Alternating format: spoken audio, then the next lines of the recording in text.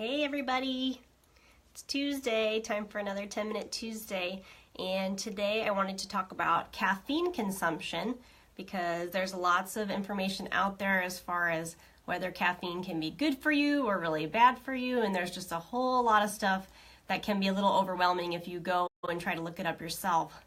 So I've done some research on it myself, and I'm kind of a moderate caffeine drinker, so I'm not on the bottom level or the top level, but what do we need to know about caffeine and how it affects us so that we can consume it in a healthy way and a smart way for our own bodies?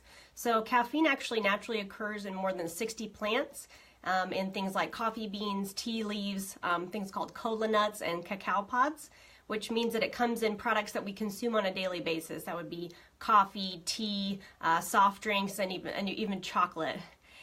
So it's considered to actually be a psychoactive drug, caffeine is, which means it's a chemical substance that changes our brain function. It results in alterations in perception, mood, consciousness, or behavior. It's in that category of psychoactive drugs, but it's also in the specific category of the stimulants. So a central nervous stimulant, same category as nicotine, cocaine, amphetamines, and caffeine is actually totally legal, which is kind of crazy, but the FDA does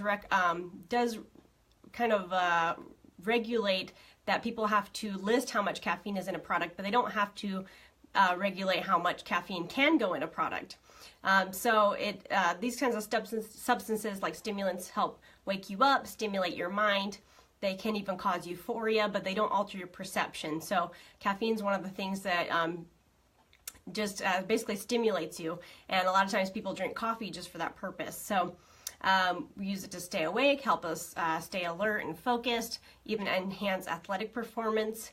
And one of the ways that caffeine works is by actually blocking the action of a substance called adenosine. And what adenosine does is it latches onto receptors in your body throughout the day and causes drowsiness. It's part of the sleep-wake cycle, and it tells you, hey, your body's tired and you need to go to bed. So what caffeine does instead is it locks itself to those receptors, blocking the adenosine, and keeps you perkier throughout the day and kind of wards off the symptoms of drowsiness. So it takes about an hour to feel the effects of caffeine, but those effects can actually last for a varying amount of time, usually between 3 to 6 hours, depending on your personal body type.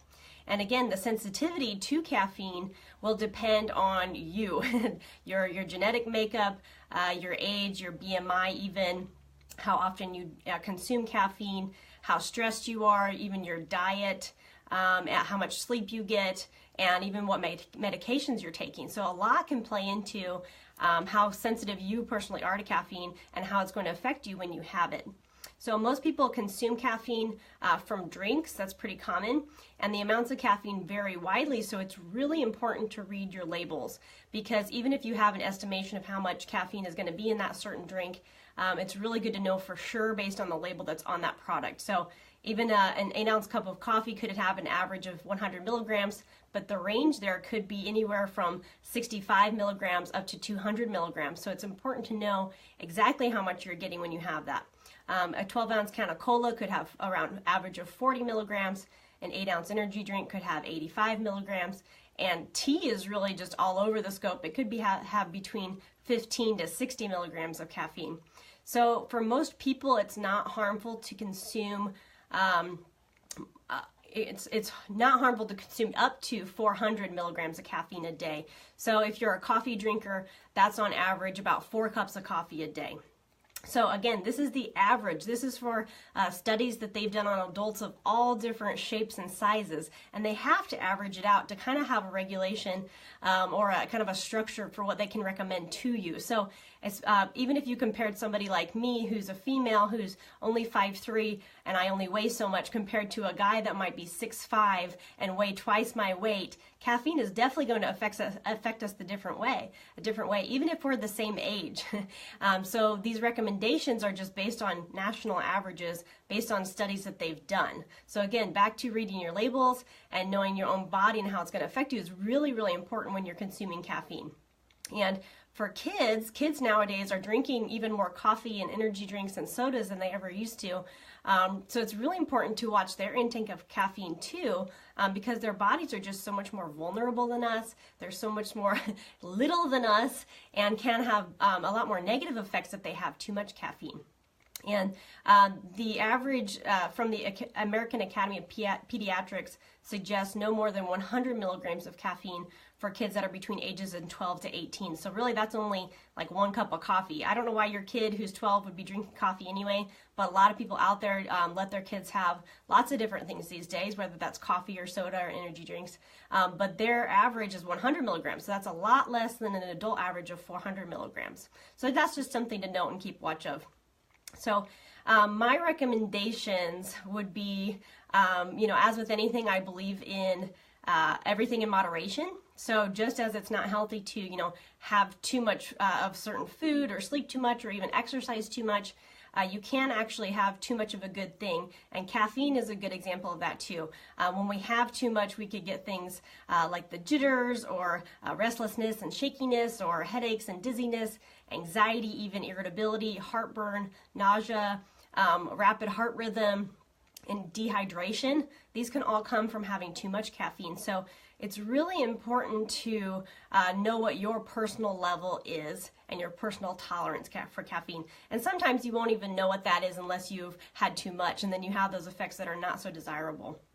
So I personally steer clear of energy drinks. That's kind of one of my just overall recommendations, because not only do they contain lots of caffeine, but they also contain a lot of sugars and a lot of other additives that you might not want in your body that can contribute to weight gain, body overload, just lots of other stuff that you don't necessarily need when you could get caffeine in kind of like a cleaner source if you're just having a plain black coffee or black tea.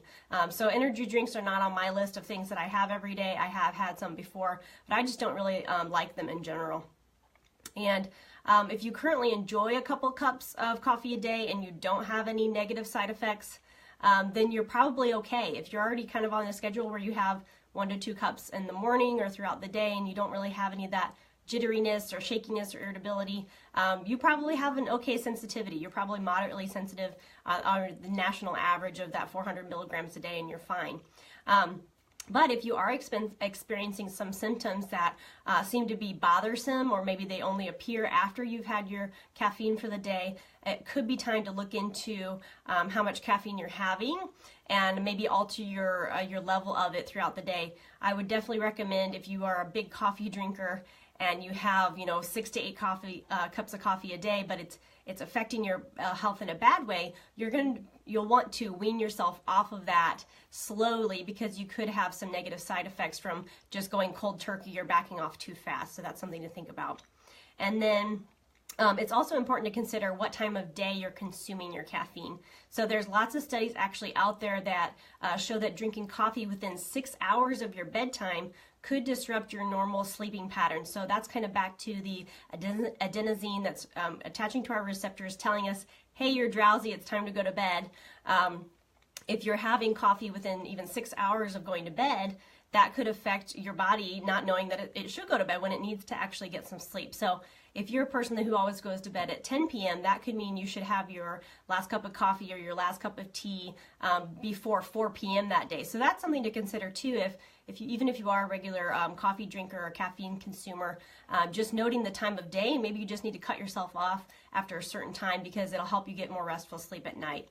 And then also, if you've got any conditions like high blood pressure, heart-related problems, or you take medication on a daily basis, I definitely recommend talking to your doctor about what level of caffeine is safe for you. So even beyond the national recommendations, it's always important to know what kind of things might be affecting the even amplifying the effects of the caffeine that you have. So other stimulants, certain antibiotics, even asthma medications and heart medications could cause unwanted interactions when you have that caffeine on top of those things you're already taking on a daily basis.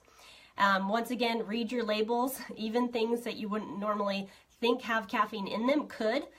Things like other medications that happen to be stimulants, even waters nowadays, some of those smart waters, and even gum. They have stimulating gum out there. So especially if you're trying to watch your caffeine intake based on some of the medicines or other health complications you have going on. Definitely be a label reader. I always recommend that. And then lastly, if you're feeling tired, always try some other things first, maybe before reaching for that next glass of caffeinated whatever. You could be dehydrated, so always try drinking some cold water and waiting for 20 to 30 minutes to see if that helps perk you up. I, of course, love essential oils, so you could try some stimulating oils like peppermint that I have here. There's also black pepper essential oil or rosemary. Those are all great for mental clarity. So even just the process of inhaling those will get your brain kind of percolating a little bit better, and you might not even need that caffeine that you thought you needed in the afternoon. So that's all for today, guys, on my caffeine consumption talk, and I hope this was helpful to you, and I will see you all again next Tuesday for another 10 Minute Tuesday. Bye!